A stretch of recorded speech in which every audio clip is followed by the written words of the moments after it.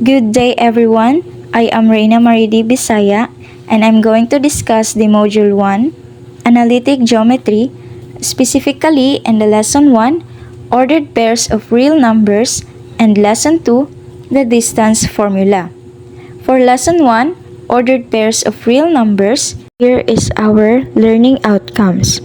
At the end of the lesson, you will be able to identify the concept of ordered pairs, x and y, in the context of the Cartesian plane, determine the quadrant or axis location of a given point based on its coordinates, and solve real-world scenarios by using ordered pair to determine the locations on a map.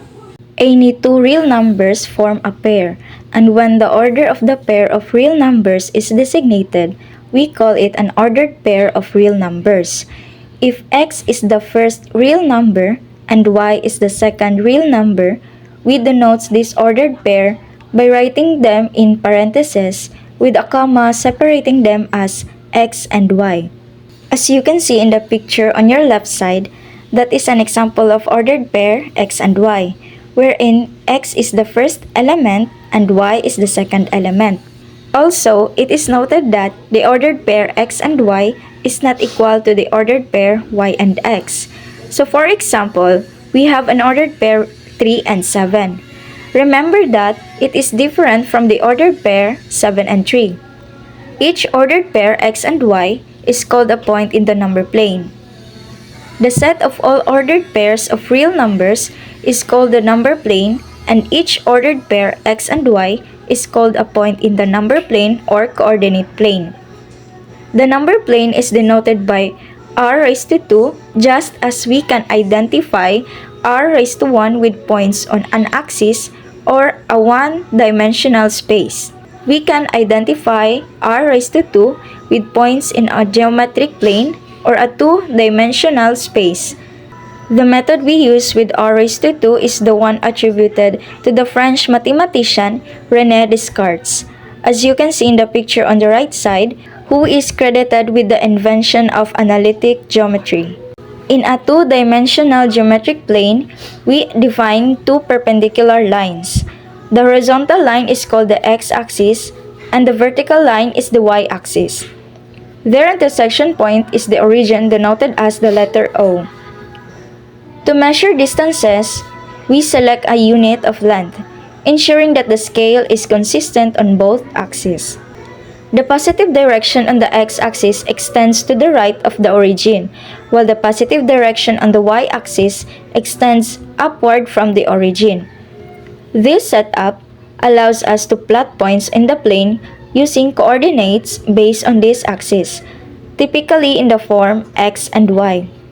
We now associate an ordered pair of real numbers, x and y, with a point P in the geometric plane. The distance of P from the y-axis is called the abscissa, or the x-coordinate of P, and is denoted by x. The distance of P from the x-axis is called the ordinate or the y-coordinate of P, and is denoted by y. The abscissa and the ordinate of a point are called the rectangular Cartesian coordinates of the point. There is a one-to-one correspondence between the points in a geometric plane and r raised to 2, that is, with each point there corresponds a unique ordered pair x and y, and with each ordered pair x and y, there is associated only one point. This one-to-one correspondence is called a rectangular Cartesian coordinate system. The figure illustrates a rectangular Cartesian coordinate system with some points plotted. The x and y axes are called the coordinate axes. They divide the plane into four parts, called the quadrants. The first quadrant is the one in which the abscissa and the ordinate are both positive. That is the upper right quadrant. The other quadrants are numbered in the counterclockwise direction, with the fourth, for example, being the lower right quadrant. Because of the one-to-one correspondence, we identify r raised to 2 with the geometric plane. For this reason, we call an ordered pair x and y a point.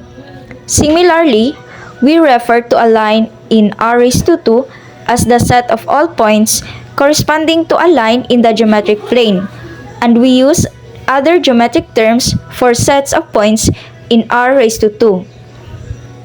As you can see in the figure, we have the quadrant 1 where both the x and y axes are positive. For quadrant 2, where the x-axis is negative and y-axis is positive. For quadrant 3, both the x and y-axis are negative.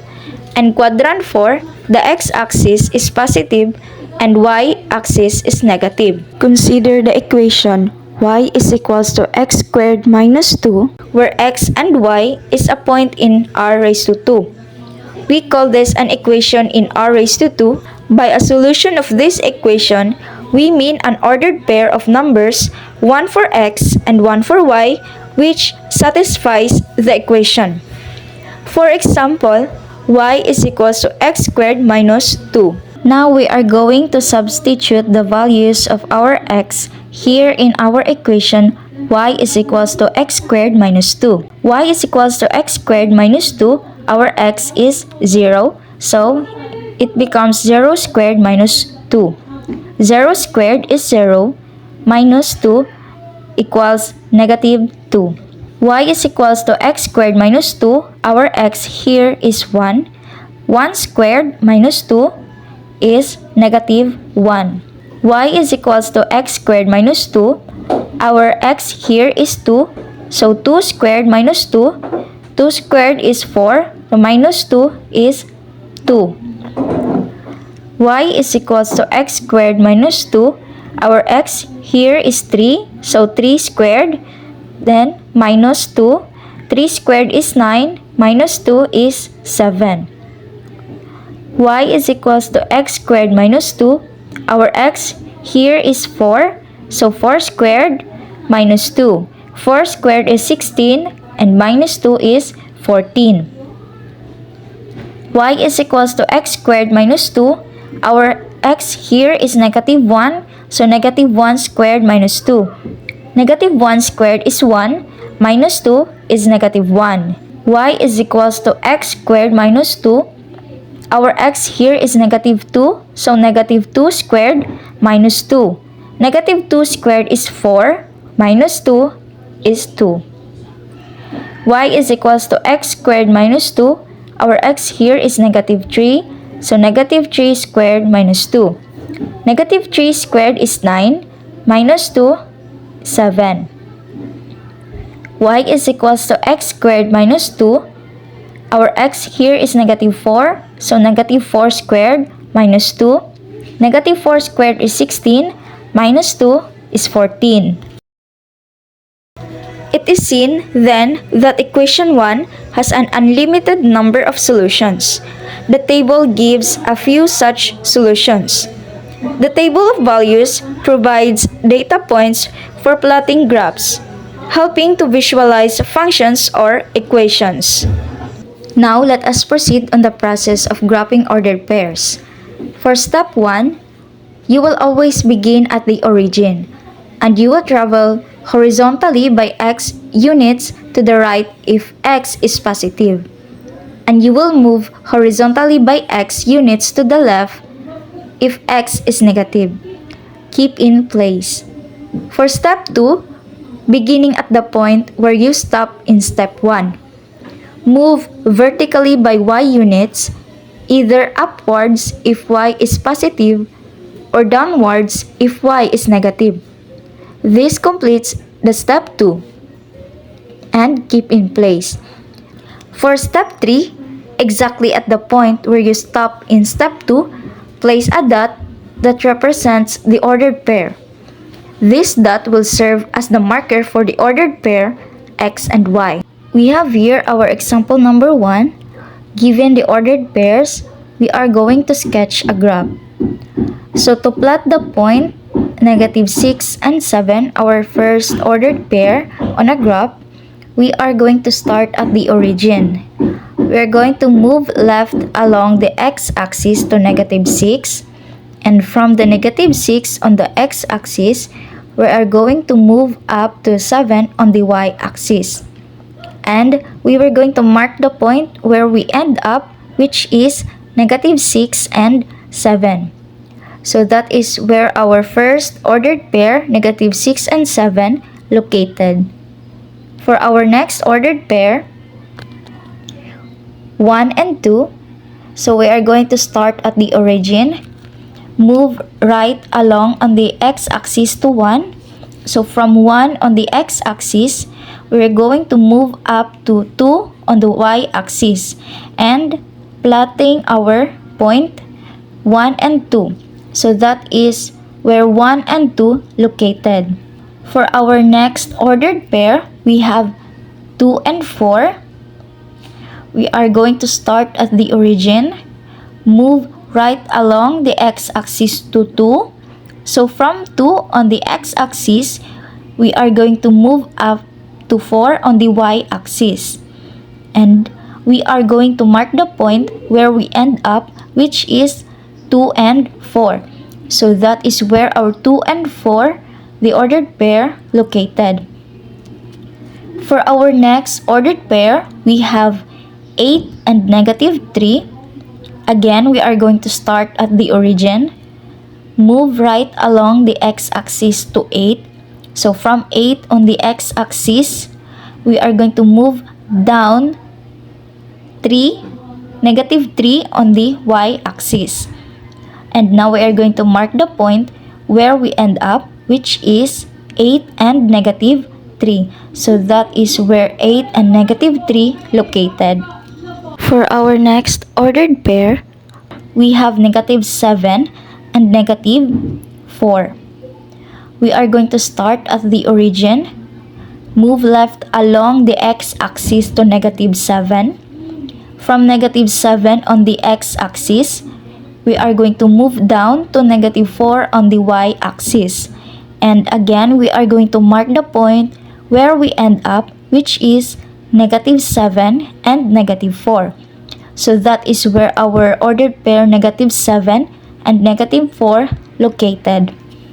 For our last ordered pair, 0 and negative 6. We start at the origin. As you can see, our x-axis is 0, so we were going to keep in that place, and from 0, we were going to move down by negative 6, and we are going to mark the point where we end up, so 0 and negative 6. For our example number 2, in the given graph, identify the ordered pairs and quadrant. So, as we can see here, the ordered pair negative 4 and 8 consists of two values. So the first value is negative 4, it is the x coordinate, and the second value is 8, which is the y coordinate. To identify the quadrant, x coordinate is negative 4, so it is negative, and the y coordinate is 8, so it is positive.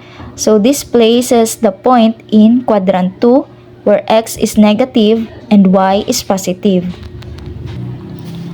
So the next ordered pair is 3 and 5, consists of two values.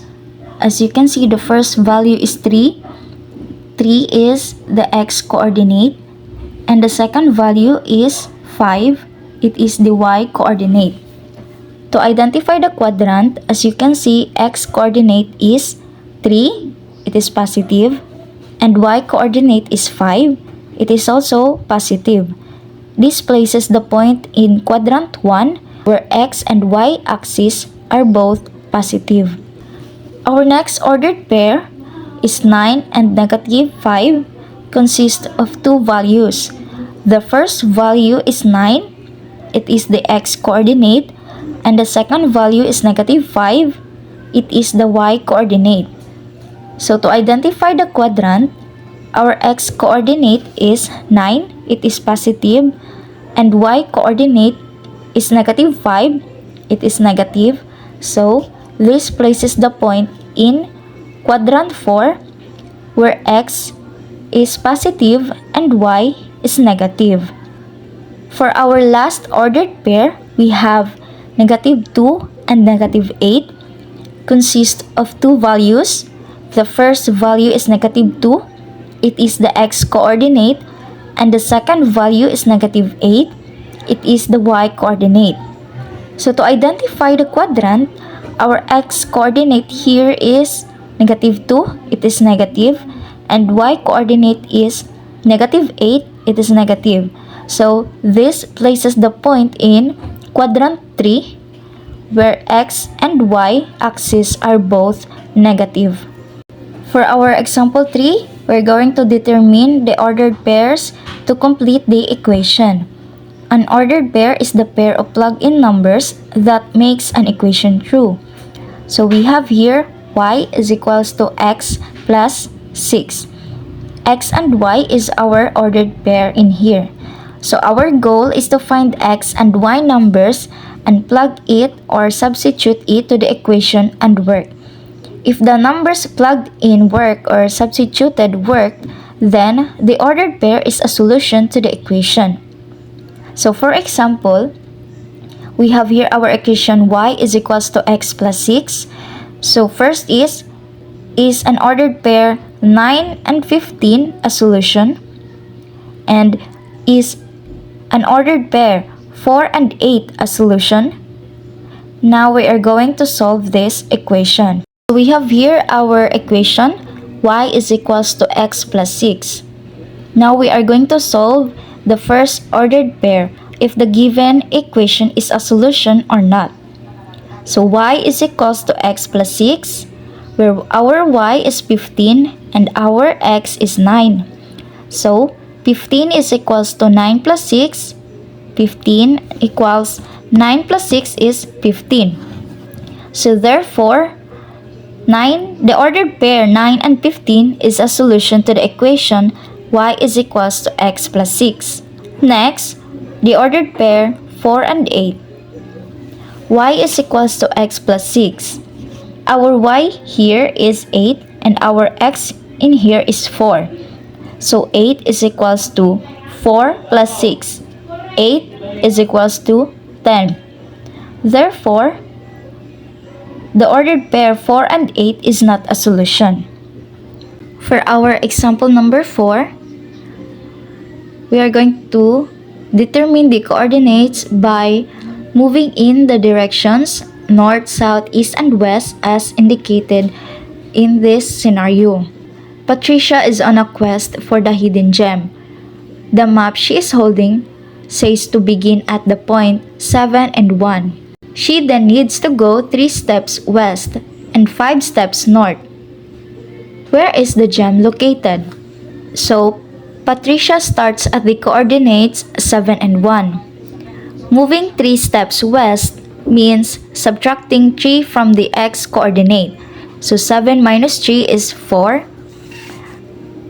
And moving 5 steps north means adding 5 to the y coordinate. 1 plus 5 is 6. Thus, the gem is located at the coordinates 4 and 6. That's all for our lesson 1, ordered pairs of real numbers. Now, let's proceed to the lesson 2, the distance formula.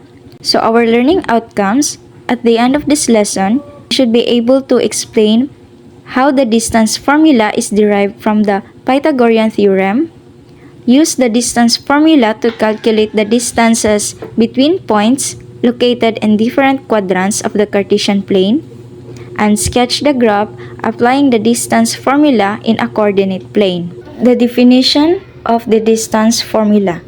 So by the Pythagorean theorem, the absolute value of p sub 1, p sub 2 squared is equals to the quantity of x sub 2 minus x sub 1 squared plus the quantity of y sub 2 minus y sub 1 squared. Denoting the length of the segment, distance is equals to the square root of the quantity of x sub 2 minus x sub 1 squared plus the quantity of y sub 2 minus y sub 1 squared. To find the distance between 2 points, add the square of the difference of the abscissa to the square of the difference of the ordinates and take the square root of the sum. In employing the distance formula, we may designate either point by x sub 1 and x sub y, and the other by x sub 2 and x sub y. This results from the fact that the two differences involved are squared. The square of the difference of the two numbers is unchanged when the order of subtraction is reversed. So Pythagoras formed a school to study numbers, music, astronomy, and geometry. The school admitted women as equal, but practiced a strange mixture of religion, mysticism, politics, and mathematics. So the Pythagorean theorem states that the sum of the squares on the perpendicular sides of a right triangle is equal to the square of the hypotenuse. That is, if A and B are the lengths of the perpendicular sides and C is the length of the hypotenuse, then A squared plus B squared is equals to C squared. Deriving the distance formula. So let us start by plotting the points x sub 1 and x sub y, and x sub 2 and y sub 2. The length of the segment between the 2 points is the distance between them. We want to find the distance. If we draw a right triangle, we'll be able to use the Pythagorean theorem. An expression for the length of the base is x sub 2 and x sub 1. Similarly, an expression for the length of the height is y sub 2 and y sub 1. Now we can use the Pythagorean theorem to write an equation. D squared is equals to the quantity of x sub 2 minus the quantity of x sub 1 squared plus the quantity of y sub 2 minus y sub 1 squared. We can solve for d by taking the square root of each side.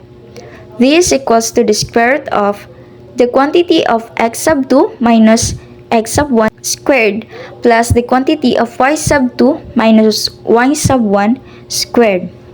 For our example number 1, find the distance between p sub 1 is equals to 1 and 4 and p sub 2 is equals to negative 3 and 2.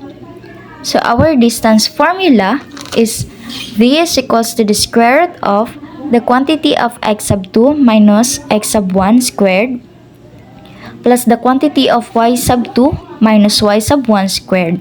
So we are going to substitute the values x sub 1, x sub 2, y sub 1, and y sub 2 into the formula. So our x sub 1 here is 1, our x sub 2 here is negative 3, our y sub 1 in here is 4, and our y sub 2 in here is 2. So this equals to the square root of the quantity of negative 3 minus 1 squared plus the quantity of 2 minus 4 squared. And now we are going to simplify the difference. So this equals to the square root of negative 3 minus 1 is negative 4 squared plus 2 minus 4 is negative 2 squared. So we are going to add the square. This equals to the square root of negative 4 times negative 4 squared is 16 and negative 2 squared is 4. So this equals the square root of 20, and now we are going to take the square root. So the distance is 2 square root of 5. For example number 2, find the radius of a circle with a diameter whose endpoints are negative 7 and 1 and 1 and 3. So the radius is equals to 1/2 times the diameter. So the distance formula, d is equals to the square root of the quantity of x sub 2 minus x sub 1 squared plus the quantity of y sub 2 minus y sub 1 squared. Now we are going to substitute the values x sub 1, which is negative 7, x sub 2, which is 1, y sub 1, which is 1, and y sub 2, which is 3, into the formula. So this equals to the square root of the quantity of 1 minus negative 7 squared plus the quantity of 3 minus 1 squared. Now we are going to simplify the difference. So this equals to the square root of 1 minus negative 7 is 8 squared plus 3 minus 1 is 2, so squared. And now we are going to add the square. This equals to the square root of 8 squared is 64 plus 2 squared is 4. So this equals to the square root of 68. Taking the square root, this equals to 2 square root of 17. Now to solve for the radius is equals to 1/2 times the diameter. So 1 over 2 times 2 square root of 17. So our radius here is negative. Our radius here is the square root of 17. That would be all for this lesson, and thank you for listening.